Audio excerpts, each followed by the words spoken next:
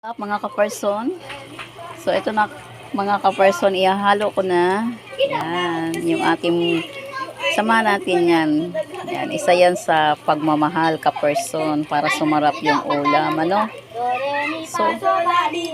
So first time ko magluto nito ka-person. Pasensya na, medyo maingay yung mga bata dito. Yan, so ilalaglag ko na rin yung aking carrots ka-person. Ganito pala, hindi ko akalain na medyo ano pala siya ka-person, medyo matigas pala ganito, kaya pala siya tinawag na pansit bato. Yan ka-person. So papakita ko sa inyo, gano'n lang siya kasimple ka-person.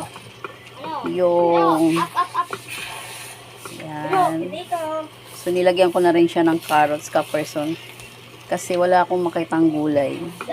Medyo mahal ang gulay dito sa amin. Ayan ka-person.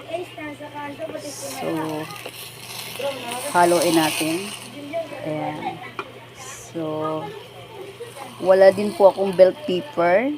So, ang nilagay ko po ay ceiling green. Ayan ka-person. Siguro naman mga ka-person, hindi sila mag-aaway. Pampabango ko yan. Ayan ka-person. So, halo-haluin lang. Halo-haluin.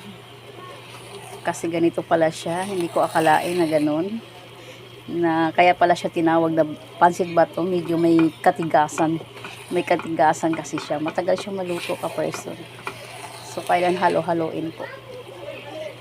Ayan. Yan. Pero alam niyo ka-person kung saan galing to. Galing to sa aking kapitbahay. Sabi nila, lutuin ko daw. So, ako naman ay masipag magluto. Kaya ipagluto ko sila ka-person.